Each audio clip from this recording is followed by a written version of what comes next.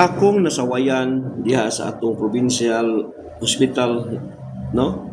Diri sa Tagbilaran, kanang Galleries Provincial Hospital. Kanang ilang pagdumala diha, no? Aduna jud ko experience diha, no? Sa akong mama, no, sa akong mismo nga inahan. Akong mama usa ka adlaw ana buntag sayo gikan siya ga jogging. Awa siya la ka jogging kay everyday man na sila mag-jogging sa akong papa, no? Na dayon, nihangyo siya sa akong ate nga sakit ang tiyan, kanang magpatambal mo to si ate, hinduol na ko, boy, atong ipa-admit si mama kay galain ang tiyan. Mo to, akong pangutan na akong mama, unsa man, ma, magpa-admit ko, boy, kay sakit jud akong tiyan, wako sabot, daghanas kuno siya nang haplas na, daghan nang nahurot, kunya, kanang naghakop na, wa jud mo kuan, duda siya, o basig na, unsa na, mo tong, among gipa-check up. Ang maong pagpa-check up, mo'y hinungdan nga na-admit siya kay fatty liver ang findings sa doktor.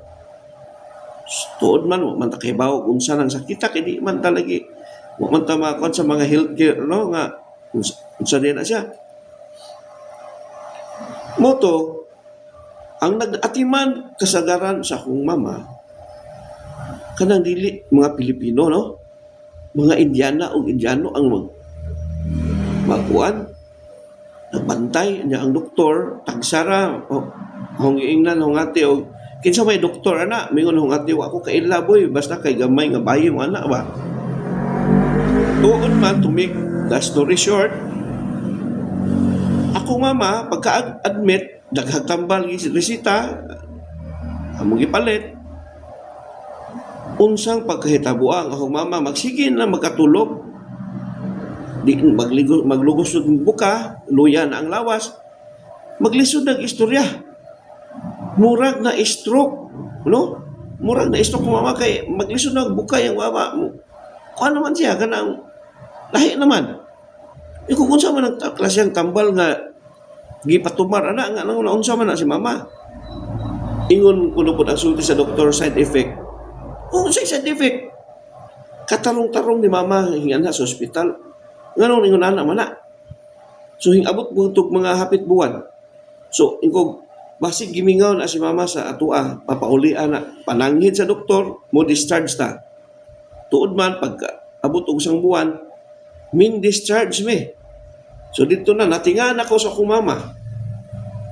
Mo istorya sa luya na ang mata gapiyong ana, ingkog maayaw may tagai o kaguol nga magsige kag piyong imong mata bukha na luoy tanto kong inahan kay mo unsaon man ako ni boy nga kapoy man mo na akong mama mutuin ko ayaw mi tagai maog kanang kaguol ba nga makita ka na mo nga luya ka wa mi maanad muna na to siguro si mama og pugong-pugong nga mo atubang ko niya nga maglingkod siya ana ini kalikod no iniglakaw na ko hinahinag da pilos kay mohigda kay kapoy ang lawas day mo to nga ingko wa jud ko mahimo ana ma hantod nga maghalusinate na akong mama na asay makita nga wak daw ana ba una-unsa naman si mama nga naghalusinate naman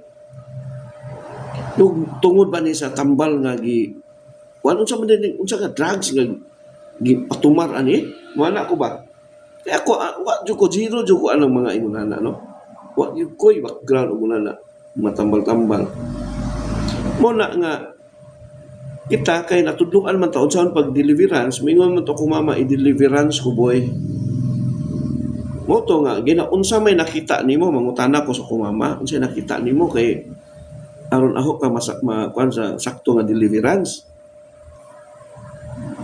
Ingon man to ati na ako no siya nakita boy nga magtindog anang kuan ako nay wakwak hingsod sa among balay. Naay hingsod tuod manok nga itumon. Na mo sakit man humama kay wakwak ko no ang hingsod. So para sa hong ati nakita kay dayo manok nga hingsod hinlupad Para sa kong ate, manok raman tumahin, so na lupad na ba kay among bay kay abrihang na dyan nagmadlawa, no? Na nakita sa kong ate kay itumon man nga manok, no? Untong tutok ba ya? Yun si ate nga, sus, manok ra na dire itong mga silingan. Anak kong ate, mo to kuha ko mo tuo. Kung dili to manok, tinuod tong nakita ni mama. Anak ko, mo to gideliverance na ko siya. Abi ninyo, time na nga ma-deliverance ako si mama, maulian siya. No, nya sige man tayo kitag biyahe. Nabay tayo trabaho. Lagyo nga itong mga projects usahay. Murag kaduharan ako na deliverance ako mama, okay gid siya. Sawa na pud ako siya ma-deliverance mo to nakahukom na pud mi kay luya man gid siya kayo. Mo to nakahukom man gid mi ingon si ate ibalik na to sa ospital. Pagpabalik sa ospital, wa ray buwan. Nabugtuan jud akong mama. No, sa wa pa bugto ito, akong giadto dito sa ospital kay ingon akong ate nga ariya sa dire. Moto nga ako ga-drive ko nangurog kay ko kay di bay balitaan ka si mama boy wa na dali sa ospital kay galibog na may kung saan moto gadagan ko pa daw sa ospital drive ko to largo ko sa kuwan atong room sa akong mama nakita no dito nagitabang siya no unsay gibo nakita nako mga Indiano suot sa kwarto kinadaghanan mga hapit na po galiro sa humama CPR nila ang ako una ako yung pangwaklihon to mga tao na gigikabayan man ang mama ayo naman mura tanaw sa dughan sa mamurag nagapiang na bitaw ang ako yung yung pangwaklihon to mga tao na pero nagpugong ko kay basig makasa ako ang akong isawayan adto kay gipuli-pulihan ako mama di na ganahan ko na naon gud. Kapugong lang ko. No, isip respeto o pagtahod sa namunuan diya sa Galyares Provincial Hospital. Ugong na ho ang kasuko nila. No? Kay kanang mga tawhan na wa gyud nay kaluoy. Tan-awa ra ko na no kanang mga Indian no makita niyo sa social media. Ngano makaingon ko way kaluoy tan-awa ng ilang mga patayng lawas sa ilahang mga tao dito. Kanang gipangpost sa social media pangbitaron lang nila no usahay hawiran na ng duha ka kamot duha ka tiil dayungan nila duha ka tao iitsa atong naay ilang kremisyon nila nga pagsunugon nagkahoy bitaw Jesus ginomora ra manig mananap di pangsunog yun ana sila kaway kaluoy muna kanang mga health workers nga mga Indiana diya sa Provincial Hospital nakasaway ko nganong naa na sila dire. Nga unta naamatay daghan mga graduates nga mga sa mga eskwelahan dire nga mga nurses nato nga well trained na sila nga moatiman sa kada mga pasyente sa ospital nganong dili man kana mo gipangkuha nganong mao na gikuha sa atong provincial government o labi na sa Galyares Hospital no kung sa man kuan ninyo nga wa man ninyo na nga inyo man jud gidawat diri nga dili man na sila concern no dili gyud na sa concern nato no para nako ha ug sa ubang mga tao nga ako gikaistorya dili man gyud na sila kalahi nato no moingon mo og concern kay kamo may istorya kay kamo may naa sa katungdanan diha pero siguro tanang mga trabahante diha pod sa inyohang kuan makasulti nga makasaway pod nga dili gyud sila concerned sa mga pasyente diha makita man nato na experience nako akong kumpare no namatay diha sa provincial hospital unsay hinungdan giatake nga high blood no saka ang high blood taas kayo gida sa ospital kay pa-admit kay rumusos ang high blood naunsa ba na namatay man hinuon kay pagkaugma di nakatingog na stroke namatay nga ano ba na ay karon po lang latest no taga Bilar ipa-admit kay nahilantan no kay pneumonia gi-admit na ayo wa pagawasa kay gasakit kay arthritis. Pag human gi kuanan sa arthritis ng banan, pag human himong TB. Ang sakit, wa kagawas gyud. Hantod na lang gitubuhan kay kuan. Gihimo praktisanan ang atong mga Pilipino nga mga pasyente na to. Simple kay nga mga kuan. Nga ano man dyan ang provincial hospital na to, nga ingon ana man. Luoy laman ning atong mga kuan mo na kami, nakahukom nga dili na yun magpa-hospital anang kuan imbis nga kuan sa gobyerno.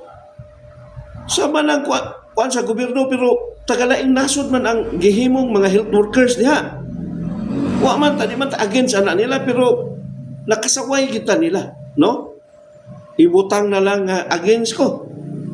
Ako man opinion man ako Ako man personal opinion. So, kinsa man gyud magbuot ana ang nagdumala sa provincial hospital o ang atong provincial government pinanguluhan ni Governor Ares Aumentado. Wa ba mo'y mahimo diha, Ares? No? Nga ugmo tira ta sa provincial government inglo ta kontra. Dawa na tagana ibutan nato ko Ares nga wa na ko ganahin nimo. Kay ikaw na may tapos gasulti kung di ganahan nimo di mo kaganahan. So musulti ko wa na pud ko ganahin gid nimo. Ana. Kung nadungog man ka dili kay pararan nako para po ni sa uban nga mga concern. Kay siguro di makahimo og reklamo. Pinaagi ni ning social media ato na lang ning ipaabot ninyo. No?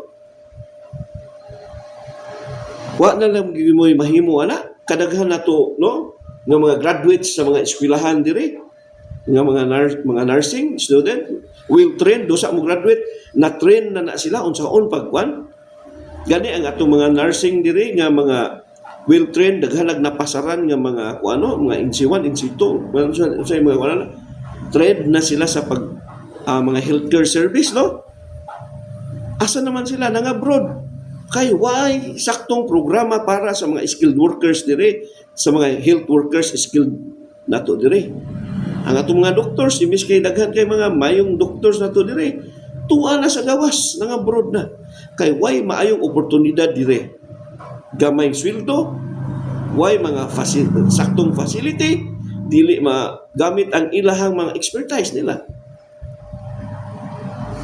hinaot nga bisag ingon ani ra ang atong mga concern mahatagan unta pod og katin-awan ang uban no nga dapat mo reklamo mo pahayag uta sa atong gibate dili ni ingon og panguntra kun dili ako ara po ning personal nga opinion nga unta aduna pay panahon nga mautro ning mga para nako nga sayop gyud no naatay mga daghang graduates na po. Karong tuiga, daghan na po mo graduates. Pero kada tuig, nagkadaghan ang mga Indiano-Indiana na adya sa atong provincial hospitals. Sa mga private mga hospitals, naaba ng mga Indiano-Indiana na diha sa East hospitals, naaba na sila or naara na sa atong government hospital. Nganong naaraman una diha?